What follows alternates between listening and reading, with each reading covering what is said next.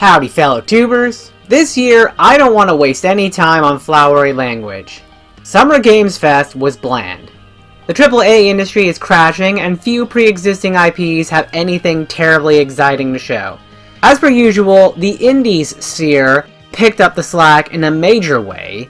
Seriously, my wishlist is full to bursting with games I want to at least play, if not complete. But there was nothing that's going to be the next Minecraft or Tetris. There's some contenders in the RPG and platforming spheres, but those are the hardest to read before we actually get to play them. With that said, here's 120 games that I felt were really fun. Sony's State of Play. Funny story, my initial reaction for the State of Play was based on the fact that I accidentally rewatched the January video, because I didn't even bother to watch that one the first time. This May showcase had a lot more interesting reveals. Shout out to the Dynasty Warriors fans for having what looks to be a massive return to form. As for what I was personally interested in, Infinite Nikki. Last time I saw this, it resembled Princess Peach Showtime in how I perceived it as talking down to its target audience. Now, seeing proper 3D platforming sections, action combat, and a Pokemon Snap style portion of the game demonstrates a richness I previously thought it lacked. Plus, the more I see of it, the more this art style is growing on me. You go, girl. Skydance's Behemoth. I haven't played any VR games because I haven't bothered to pick up a set. But this is the kind of game that makes me consider it. I bet it would be great without the VR. But with the VR, those Shadow of the Colossus sized bosses sell the world and the tone in a way that you wouldn't easily get without VR. Astrobot. Based on what I saw of the first Astrobot, it looked like a corporate attempt at a third-rate platforming mascot when the era of the platforming mascot has long passed. Then this game comes along, and the trailer starts by showing off some of the hypest nonsense I've seen in a 3D platformer since Super Mario Odyssey. And then it just keeps going for 2.5 minutes. For all that Sony's been neglecting their own original IPs, this is the game that's going to convince me to get a PS5. OTK Expo. These guys are really growing on me. Between the interviews with devs, the time they take to discuss the games they showcase, and stuff like this intro song, their showcase is one of the most fun and informative of the entire lot. Athanian Rhapsody! Out of all the influences Undertale has brought onto the gaming community, it's a little surprising to me we haven't seen more dodge the enemy's bullet hell attacks when it's not your turn in other turn-based RPGs. The branching paths story structure, based on which characters you recruit, rather than the percentage of the population you've killed, is actually a pretty big change to the formula if it's true. And honestly, it's better for me, because while I respected the spirit of that premise, I always felt it left the game with zero replay value. Here's hoping it's full of determination. Combo Devils! This weird mashup of platforming fighting sensibilities and traditional 2D fighter mechanics is not my cup of tea. But the fact that the mod team behind Project M is behind this, if only to support that team. Big Boy Boxing, hand-drawn indie punch-out. That's gonna be a real knockout. Splodey Splosions! Mechanically, this reminds me of Miss Splosion Man and No Time to Explain, but I also get some Fez and Cave Story vibes from the art style. Akatori! This Metroidvania looks like it's focusing more on fighting game combos to expand a typical Metroidvania's movement tech, which looks like it will be loads of fun just so long as the skill floor isn't too high. Also, considering all the uses they're getting out of that bow staff, I have to wonder if it can eventually extend Dragon Ball style. Screenbound. For such a simple premise that looks like a tech demo, we saw way too much of this game during Summer Games Fest. But I still kinda want to try it, because the idea of moving around in a 3D plane and a 2D plane simultaneously is mind-bendingly fascinating. Fowl Damage! Speaking of unique 2D platformers, here's one that explores the consequences of having fall damage in a game with complex vertical level design. That's all well and good by itself, but the fact that you're playing as an egg is the explanation for the fall damage is the cherry on top. Paperclay. Dude, Grant Kirkhope composing the soundtrack for a 3D platformer is kind of all you need to know. It's also got a claymation papercraft art style in a wonky world where gravity shifting as you wrap around a cubical object or turning a dial to change day to night are just part of the experience. This totally goes on my list of must-plays. Be My Hoard. I wonder if the Pikmin fans will go for a game where you play as a necromancer. Would that make you feel better or worse about all the Pikmin you've killed? Just Crow Things. First Untitled Goose Game, then World's Worst Handyman, and now this. I think we need a name for puzzle adventure games where the goal is to cause havoc. It's great they exist, just trying to figure out what we call these. Pull Stray. I don't even know how to describe what I'm looking at. It's like Yakuza as a more arcadey style side-scrolling beat-em-up, but with the absurdity cranked up even further? This is the kind of madness I'm glad exists, but I probably would rather watch than play. The Bazzar. After the charming intro cutscene, this reveals itself to be a virtual card game, but it appears to focus more on bartering and economy than the typical violence-oriented games. Now, I'm not sure I want to play it, but I'm glad it exists. Innotria Last Song. Now that we've seen as many Souls-likes in medieval Europe as there are World War II shooters, it's time to finally branch out. I really like this Conquistadors meets Masquerade Ball aesthetic, and the ability to swap loadouts, not just mid-fight, but mid-combo, has a whole lot of endgame potential. Haunted Paws! Considering how much separation anxiety my last few dogs tended to manifest, I can legit see them going on Harry Boy's adventures to solve the mystery of my disappearance. What a weirdly cute scenario for a spooky game.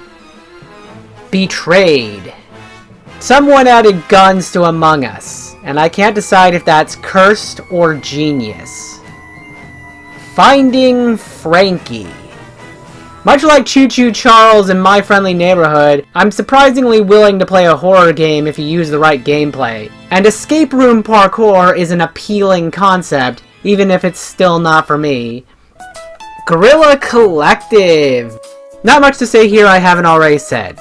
Justin's a fun host, grouping the games by genre makes things easier to parse, the whole thing moves at a smooth pace, and loads of great indie games. Wrekless. Skate, build, share. Skating game with a level editor. Tubular. Deathbound. If I had a nickel for every Souls-like that had the idea of swapping builds mid-fight, I'd have 2 nickels. Which isn't a lot, but it's weird that it happened twice.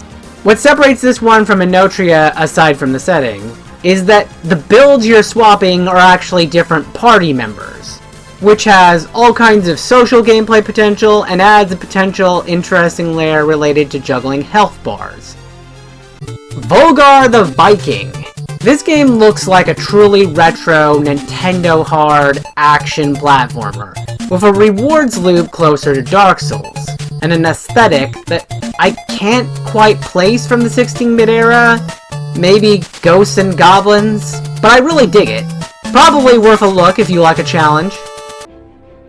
Knights in Tight Places. D&D scale, turn-based tactics combat is something I'm glad we're seeing more of, as it has a lot of potential for unique gameplay the traditional stand-in-a-line style doesn't.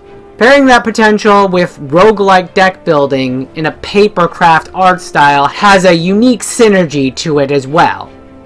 Disco Samurai! Here's a stylish rhythm action game to drown your tears over the loss of Tango Gameworks. Project Tides! Looks like the guys who made Demon Turf are trying to beat Nintendo to making a true open-world 3D platformer. It's going to be amusing if this comes out the same year as the next 3D Mario. But for now, we wait. Primal Planet. Dude, a prehistoric side-scrolling survival sim that looks like Rain World and might have Rain World-style ecosystems? I'm not sure I even can finish that, but I want to try. Final Night. What a weird mishmash of RPG min-maxing nonsense, pixel art, Dungeons & Dragons the cartoon art style, and beat-em-up gameplay. Ninja Slayer. And the early 3D gaming nostalgia continues. This feels like the side-scrolling adaptation of 3D Ninja Gaiden we never got. Which might be too edgy for me, but I'm glad it exists. Fallen Aces already has a stylish, noir comics art style to support its gameplay. But to see all these different objects from the environment you can use as surprisingly versatile weapons, and then have you punch out a shark? I'm starting to think I need to play this. Five Nights at Freddy's, Into the Pit. Technically, this one's a no game, no hype. But I do think the idea of a survival horror from the perspective of the kids in the Five Nights at Freddy's games is a really interesting direction for this franchise. Demon School. Someone decided Persona 2 would be better as a tactics game, starring characters that fight like they're in Jujutsu Kaisen, and they're probably right. The Transylvanian Adventure of Simon Quest. Dude, Castlevania fans are eating good with this one. They basically took everything that was great about pre-Symphony of the Night Castlevania, a whole lot of modern game design refinements that add to those ideas instead of detracting from them, and shoved it into a Simon's Quest clone for a massive redemption arc. Let's go! Also, that pun is Pete. Cozy Dungeons. At first glance, this is just a top-down Zelda, right down to Link's Remakening's art style. But they had to go and add a cleaning/building gameplay loop to it. I can't say no to that. Double Shake. I never got around to playing Klonoa or Mischief Makers, but both of those games have some of the most innovative platforming mechanics of the early 64-bit era. Combining those ideas in one game is going to generate some fantastic movement tech. The question this trailer leaves to be answered is whether it'll follow Klonoa's eerie atmosphere, Mischief Maker's comedic nonsense. Either way, we're in for a treat. Egging it on. If I had a nickel for every platformer where you play as a fragile egg shown at this Summer Games Fest, I'd have 2 nickels. Which isn't a lot, but it's weird that it happened twice. This one's also leaning into the getting over it inspiration pretty hard. MotoSlice. Parkour Spectacle Fighter. Cowabunga. The Secret of Crystal Mountain. This is a pretty cute and cozy 3D platformer. This dapper fox and cute bird play a variation on Banjo-Tooie, with the fox doing all the running around, doing stuff, and the bird being let out to fly by itself occasionally. I'm also a sucker for stingrays that fly in the air. Rebots. This is a cute little factory building and management game, with the gimmick being you're terraforming asteroids, which not only adds a level of strategy, finding the ones that are most profitable, but it's also just kind of novel, you know? Beloved Rapture. Yes! Give me more pixel art indie RPGs! Admittedly, this is another one that doesn't seem to have a lot of specific hooks, other than the fact that you can allegedly affect the progress of the plot. But it looks gorgeous, and I just want more of these to exist. It doesn't even matter if I personally don't have the time to play them all. Dungeon Crawler. Turn-based dungeon crawler with microgames that directly impact the combat. Sounds good to me. Sky Ocean Wings for Hire. Skies of Arcadia fans, eat your hearts out. Escape from Ever After. Are you telling me you made a real Paper Mario game that takes the whole inside a storybook thing literally, only to use it to create a combination of DreamWorks fairy tales and Gumby's world-hopping books? Get in here and tell me more. Alright, we've got timed hits for stylish moves, positioning that matters, platforming, overworld puzzles, even the ability to swap out the main character for a second partner character. Shut up and take my money! Aether Mancer. Sweet. A monster raiser with overworld enemy encounters, pre-fight attacks, collectathon elements, and a Magic the Gathering style land system. It's a roguelike, so I might not finish it, but I'll definitely play it. Echo Generation. Vloxel turn-based RPG. Weird we don't see more of those. Also, having a spoopy atmosphere and giant mechs is certainly some kind of aesthetic. Elsie. What a crazy 2D action RPG. It's got gunplay, some dash through the enemy slashing attacks, and some variation of the foreground-background swap to dodge technique. Beyond the Ice 2. Yet another gorgeous, visceral, and deep Metroidvania. This one stands out because your weapon of choice are the Blades of Chaos from God of War. There's also some fun enemy designs, but really, Blades of Chaos. Must I say more? Pinball Spire. Pinballvania, let's go! And while this one doesn't have the charm of playing as a dung beetle, it does keep score, which is maybe the only thing Yoku's Island got wrong. Put it on the list. Constance. Hollow Knight meets Chicory. That's freaking hype. Taste the rainbow, punk. Chicken Police.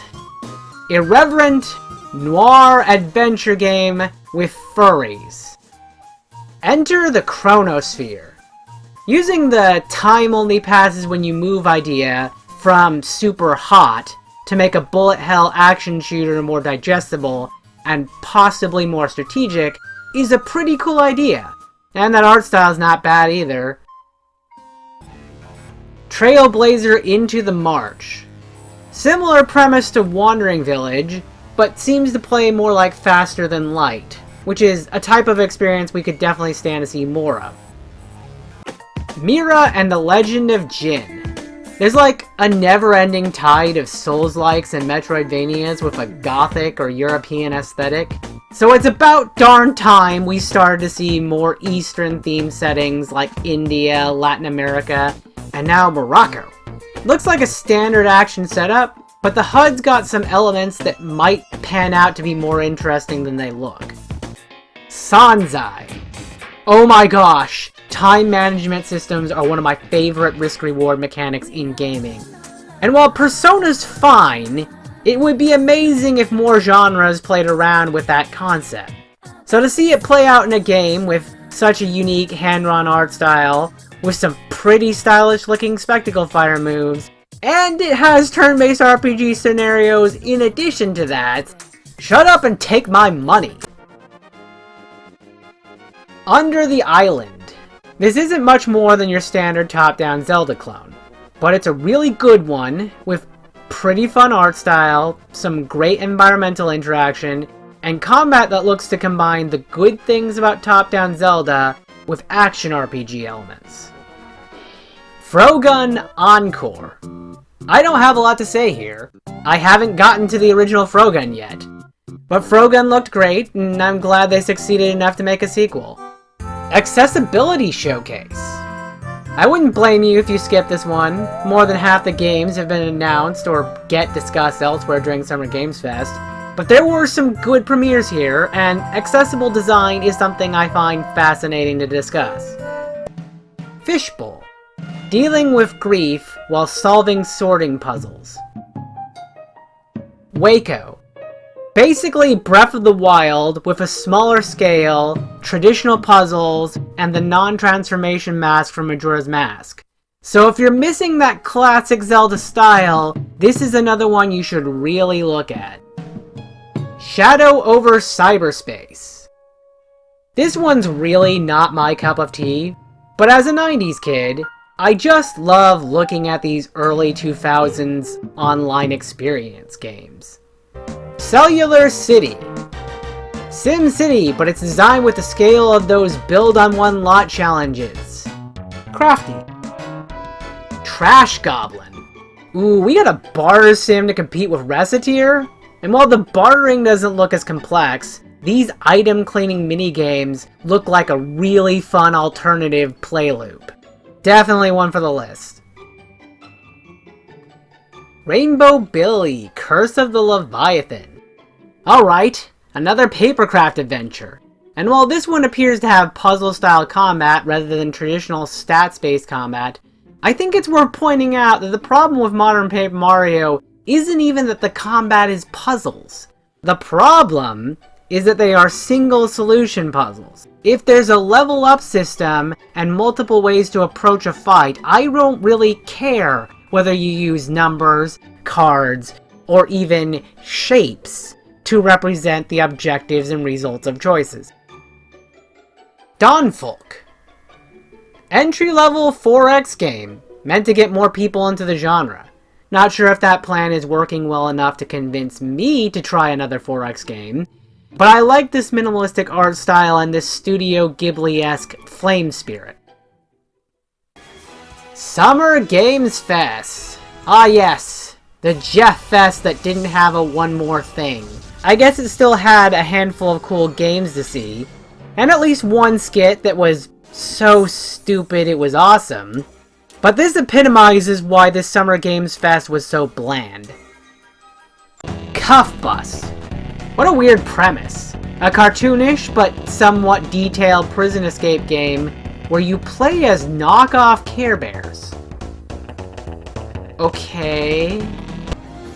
Mecha Break. Multiple showcases showed this off during Summer Games Fest, and I swear every single time I see it, I think it's a Gundam Breaker 4 trailer. I mean that in a good way. Its designs are that on brand for Gundam-style mechs without being shackled to any potential baggage that franchise has, while appearing to have the customization of both Armored Core and Gundam Breaker. Now I probably won't play it, but I'm so happy for all the mecha fans out there. Real quick aside, but there was an incredibly novel set of new publishers. First, horror filmmaker Blumhouse stepped into the ring, not because they were trying to turn video games into film, but because they wanted to support aspiring horror creators in the field. They're actually supporting people with passion and experience in this medium to make video games and not interactive movies. Which is kind of refreshing, not gonna lie. Meanwhile, Innersloth, creators of Among Us, said, hey, our game popped off, let's pay it forward. Now a whole bunch of games are getting made because the internet decided looking sus was a good time. And I think that's really neat. Anyways, back to games. Deer and Boy. This is another one of those walking sim with mild puzzle platforming elements like Limbo and Inside. Not my cup of tea at all, but the fact that the deer you raise along the way truly grows and gets magical powers is kinda neat. Killer Bean. This is so dumb in the best way. Anthropomorphic Bean goes full Jason Bourne and Rambo on the secret organization that trained him, and so we get to go over the whole list of ridiculous tropes. bullet time, catching a grenade to toss it back, breakdancing gun kata, and shooting a bullet out of the air to deflect it onto another target. Looks like a rootin' tootin' old time cairn. I said last year with Jusant that I appreciate when climbing games have more complex interactions with the environment, and being able to place anchors, especially when they're in a limited supply, is definitely that. This one also adds traditional survival mechanics like stamina, hunger, and temperature, which adds so many wrinkles to the gameplay and planning that I also enjoy. You can't really climb every mountain, but this one might be worth the trip. Wander Shop. I'm always down for playing with cartoonishly large and complicated chemistry sets. And while the backdrop of depression and suppressed ambitions hints at a richer story than most, it might be a bit too downbeat for me. Alan Wake 2. Yay! Physical releases are always good. And Night Springs drives this whole mess further into the Twilight Zone. I haven't quite worked up the courage to dive down this rabbit hole, but it's a blast watching from the sidelines while these devs cook. Kunitsugami, Path of the Darkness. I have seen 3 separate trailers for this game, between last year and this year, and I still do not have the foggiest idea what is happening in this gameplay, Capcom. I don't even remember the game that is being advertised. I just remember that Ken Jeong dressed up as an obnoxious chicken mascot, while Chris Hemsworth, Christina Ricci, Will Arnett, and Auli'i Cravalho played the real-life versions of characters from the most generic and basic-looking mobile game I've ever seen. And it was hysterical. Day of the Devs! Kind of blanked this year. I watched reveals, but I was in such a hurry I didn't pay much attention to Tim or the other devs. Unless I was really invested in a game. Which maybe I should have done more of because some of these looked cool but needed more explanation. Petal Runner. This one's such a fascinating scenario. They're copying the original Pokemon Game Boy aesthetics, but instead of making a monster raiser inspired by Pokemon, they decided to double down on the bike riding aspect of those games and make a delivery sim? Admittedly, there's still virtual pet aspects, but they're more Tamagotchi inspired and have a unique projected into the real world angle that could lean either direction on the sliding scale of optimism and cynicism. Looks good, but I need to catch more of the details about the primary loop before I try to be the very best. Karma the Dark World. What if Inception was a horror movie? UFO 50. This game gives me major retro game challenge vibes, which inspires a lot of hype for me. Games like this aren't just replicating one specific game, but capturing the atmosphere of growing up in the early days of gaming, watching franchises grow and evolve with entirely new genres being flat out invented as time progresses. It's an amazing framework for a games compilation that tells a unique story while delivering a huge bang for buck proposition. I cannot wait for this one. Cozy Grove. So this is another farming life sim to add to the pile. What stands out to me, aside from the fact that the game seems to have a very basic color the world mechanic, is that it's made by Spry Fox, a dev team that created one of my favorite puzzle games, Triple Town. You can tell because of all the square-shaped bears. Also, there's another Ghibli-esque fire spirit. Not sure yet if I feel like being spirited away, but definitely worth keeping an eye on. Koira. Puzzle adventure with stealth mechanics while escorting a rambunctious puppy through the woods. Cute. Fear the Spotlight. A 90s nostalgia avoid the scary enemy's gaze horror game set in a high school.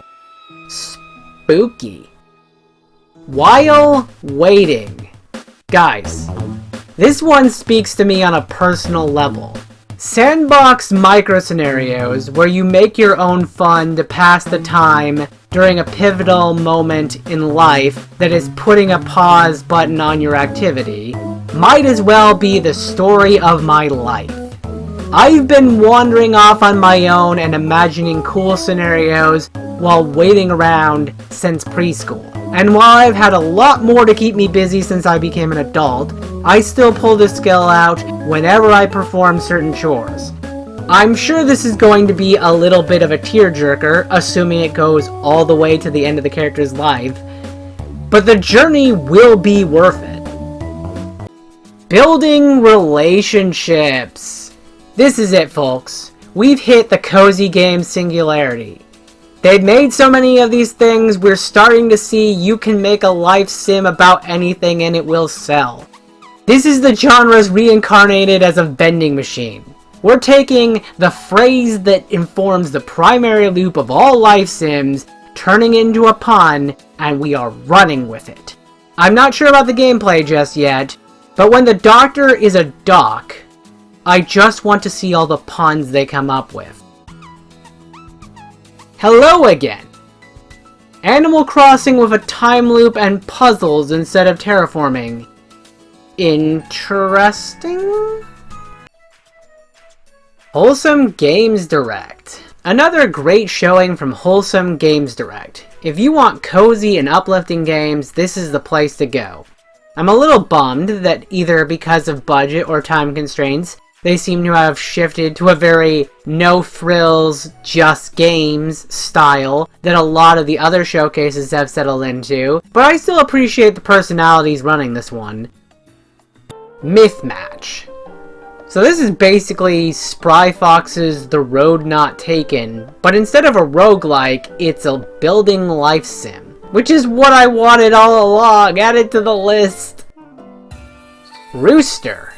Point-and-click adventure game about the myths of the Chinese zodiac with a watercolor art style. Fuya! The Playdate Console. I've seen this thing around Twitter before, figured it was already out, so I wasn't as enthusiastic as I could have been. Anyways, indies breaking into the console space is always cool to hear, and if people can keep finding uses for that real piece, it could carve out a mildly influential niche. Also, side note, I suppose this explains why there was a Flower Shop game that was monochrome at the very first Wholesome Games Direct. Squeak Ross.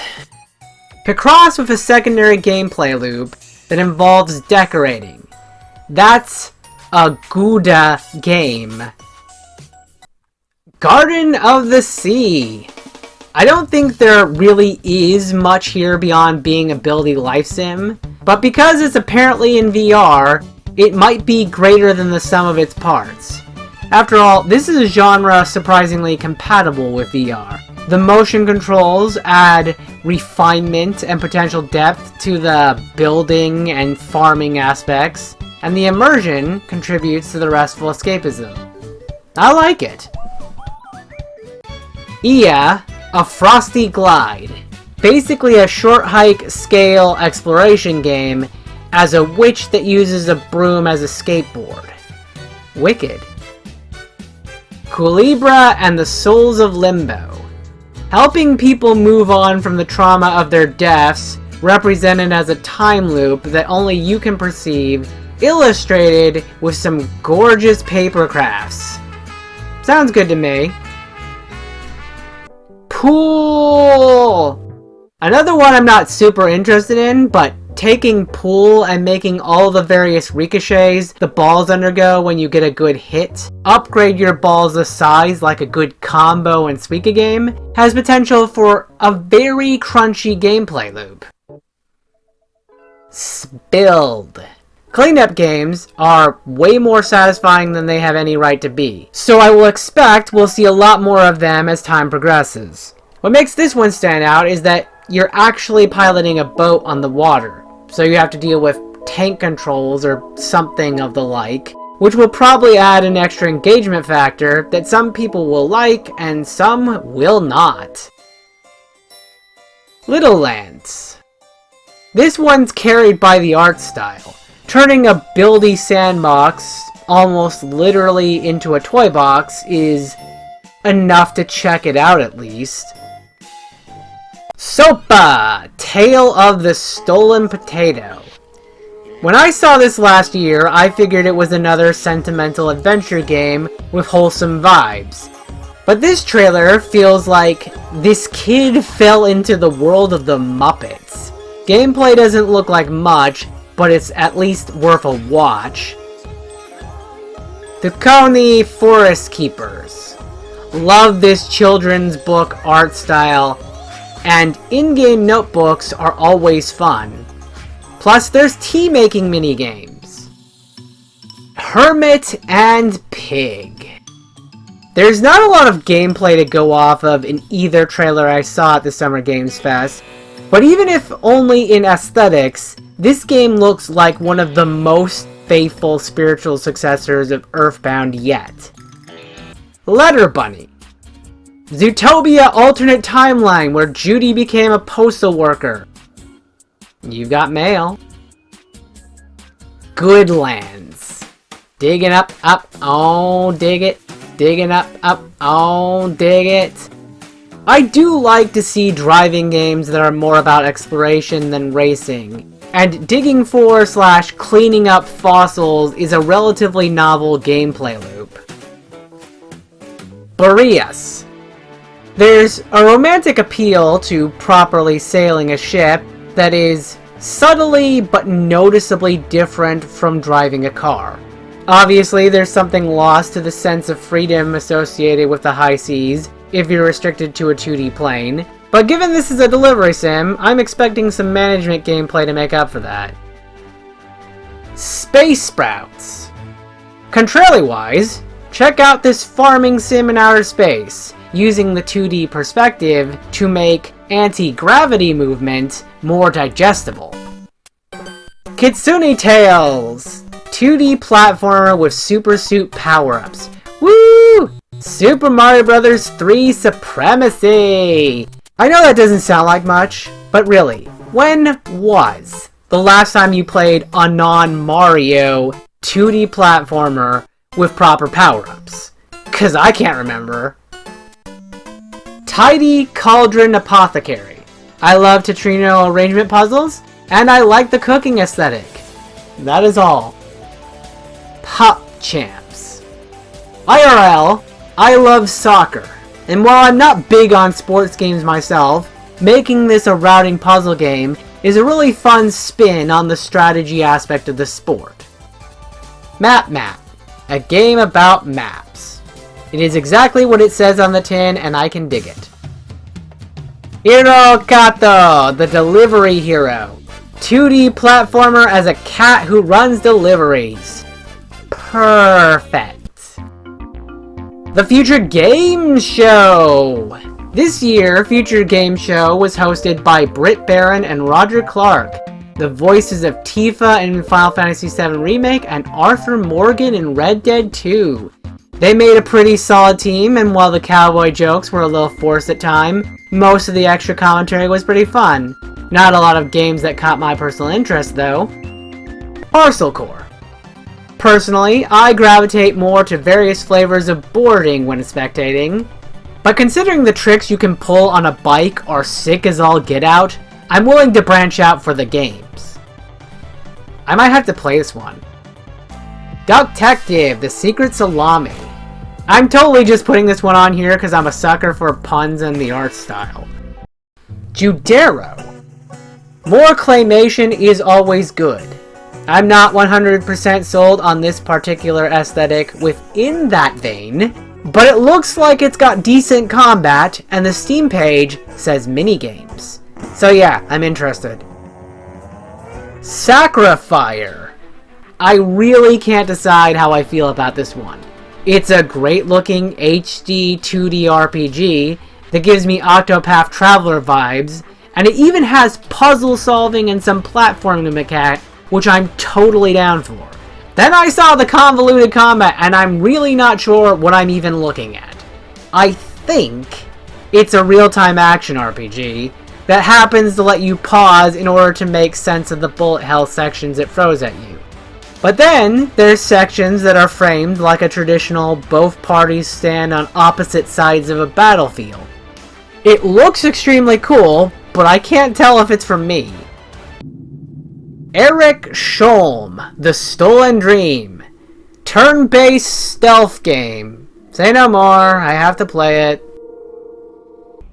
Eternal Strands, Shadow of the Colossus with color, crafting, and a magic system that includes telekinesis not limited to creatures or objects, and ice magic that generates ice chunks which stick to the environment or enemies. Sign me up. Nico DeRico. Is this a Crash Bandicoot? Well, no. It's doing more Donkey Kong Country. Ooh. Oh no, don't. Oh my gosh, it's a Donkey Kong Country-like. Oh, but it's also doing Crash Bandicoot, because that was what I was thinking at the beginning. So, yeah, I love the 90s era mascot platformer aesthetic. I love DKC's style of side-scrolling platformer, and I think Crash Bandicoot's corridor platforming is a very good fit for adding 3D exploration without going full Collectathon sandbox. I'm excited, and I cannot wait to try this one. Xbox Showcase was really boring.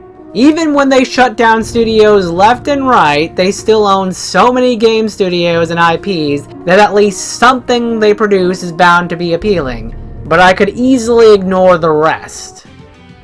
Expedition 33. Normally, I wouldn't touch this premise with a 39.5-foot pole. But dude, this is giving me Lost Odyssey vibes. This is sending me back to the days when Xbox was truly trying to make a name in the gaming industry. For everyone who's lamenting the fact that JRPG-style turn-based combat doesn't get the realistic-looking AAA treatment in the modern day, here it is. There's a stylish menu system, timed hits that include counters, and even Valkyria Chronicles-style aiming while using ranged attacks. Add in a serious story that will probably confront a whole load of societal and philosophical conflicts, and there isn't much more you could ask from this. South of Midnight. Sweet, an action combat parkour game where you play as a proper airbender and you can use wind for all kinds of mobility while exploring. Not to mention this gorgeous stop-motion art style or the fact that the bayou is a pretty unique setting. Time to head out on the river. Winterboro. Talking mice play Don't Starve and Harvest Moon in the middle of the winter. What a morbid and cozy combination. The PC Gaming Show. This was a very unique show. Anniversary, guest host, production baby, and as usual, solid set of titles. The skit at the beginning, looking back at PC Gaming Show's 10 years of history, was fun, especially the imaginary ones.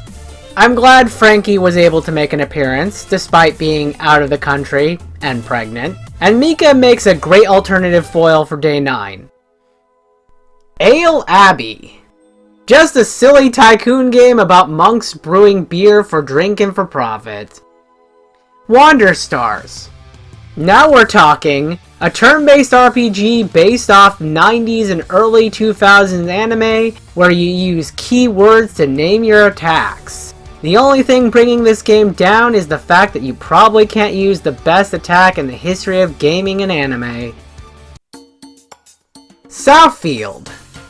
This is my kind of joke game. Take a fully functional building farming game and toss a character as silly as the goat from the Goat Sim into it. It's mostly used for some gimmicky platforming and to instigate unintended chaos for this trailer, but it has potential. Fumes. This game's probably not what I'm looking for. but I really like the idea of a driving game using the specific playstyle of car fighting games, while challenging you with a variety of objectives including delivery, racing, and fighting. Tempopo! Looks like another farming sim, but it's actually a routing puzzle game. What a twist! This animation sequence is too good for something as dumb as PC Game Pass, but at least it's a fun addition to the showcase. Last Moon. Zelda, Dark Souls, Hollow Knight, and some nice looking pixel art. Not much more you can ask for, really. Death Sprint 66, Foot Racing Parkour Battle Royale. Gnarly. Crescent County. It wasn't until I started taking notes for this that I realized there were two separate games that have a unique take on the witch rides flying broom trope.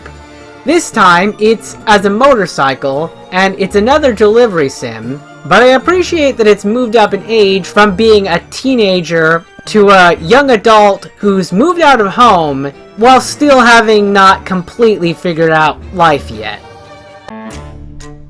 Forgotten Seas.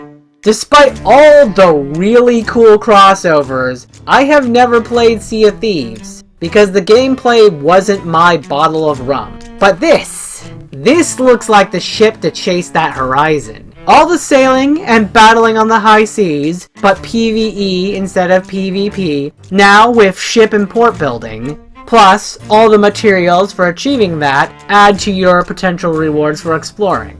Also, who doesn't love the fantasy of turning a ship in a bottle to an actual ship? Debtors Club. There is a lot of confrontational discussion to be had about taxation in the modern era, but what is essentially Papers, Please as an IRS worker is a story that needs to be told. Go-Go Town. Life sim with all the mini games you have. Let's go, go, go! Generation Exile. Biospheres and generational space travel are incredibly fascinating to me, so to see any game tackle that concept in a mechanically nuanced way is really appealing to me. But to make it a city management terraforming game, specifically to force the player to confront a very hard cap on space and resources, is a step further. Blueprints. In addition to my appreciation for the pun in the title, generating each room based on a deck of choices, even if it's a puzzle game, is a great meeting between curated and randomly generated content that I loved in Kingdom Hearts Chain of Memories and I want to see more of. Hotel Galactic. This is here mostly for the Spirited Away bathhouse meets Treasure Planet vibe that would be great to see more of, but the tycoon and building elements are a nice addition. Dwarf Fortress! For those that don't know, Dwarf Fortress now has a Steam version with an easier to grasp UI. If you haven't heard of Dwarf Fortress, it's basically the precursor and inspiration for Minecraft. It's a lot to manage, but if you can come to grips with it, there's so much cool stuff you can't even do in Minecraft that you can do in Dwarf Fortress. Of course, if you're extra crazy, you can play it for free with ASCII graphics, but if you're mad enough to do that, you're already playing it, probably. Nintendo Direct! And at last, we come to Nintendo. It wasn't so much the savior of Summer Games Fest as they were a solid ending to a decidedly average set of showcases. My personal takeaway is that I was right. Even if the Switch 2 comes early next year, it's not going to come with a giant roster of super amazing games from franchises people insist all need new games yesterday. And regardless, the Switch 1 is going to keep being supported for quite a bit longer. Mario and Luigi Brothership! We are so back, people! Super Mario RPG got a remake. Thousand Year Door isn't just available on modern consoles, it got remade. And now, Mario and Luigi is back from the dead. Looks like they're using the 3D to enhance the puzzles, the minigames, and the zaniness the franchise is known for, while sticking to 2.5D for combat. The new enemies bring back memories of the Axum Rangers, and the idea of exploring a series of islands always has some potential. It's a good time to be a fan of Mario RPGs. Super Mario Party Jamboree. You know, I'm a little bummed about the loss of the character-specific dice, as I've never understood the obsession with playing as specific characters when they have no mechanical effect. But I understand they weren't well balanced in the last game. Regardless, the mall and racetrack are super cool scenarios for boards, the returning boards are pretty good, and there's a battle royale mode for maximum chaos. Let's party! The Legend of Zelda, Echoes of Wisdom. I really didn't expect another top-down Zelda this soon, but I guess the Switch is going to be around for a while yet. Either way, I dig this. I like the toy art style, and top-down Zelda is where I started. The Echoes remind me of building games like Dragon Quest Builders, but with Zelda's progression systems and puzzle design, it can have a greater sense of focus and reward. There's also the fact that playing as Zelda flies in the face of long-standing Zelda traditions, and I'm always for that. It's probably not going to live up to Breath of the Wild or Tears of the Kingdom, but even an echo is great to hear. So that was Summer Games Fest 2024. Like I said at the beginning, very little mind-blowing or super surprising happened, but there were so many games across most genres I'm into. Nico Dorico being a very good looking Donkey Kong Country clone, and especially Escape from Ever After looking even more than bug fables like the Paper Mario clone we need are the highlights. But Double Shake, Constance, South of Midnight, While Waiting, Sanzai, and especially UFO 50 are pretty hyped too. Anyways, hope this helped you sort through the glut of industry announcements to find something you really enjoy. And I wish you a happy summer.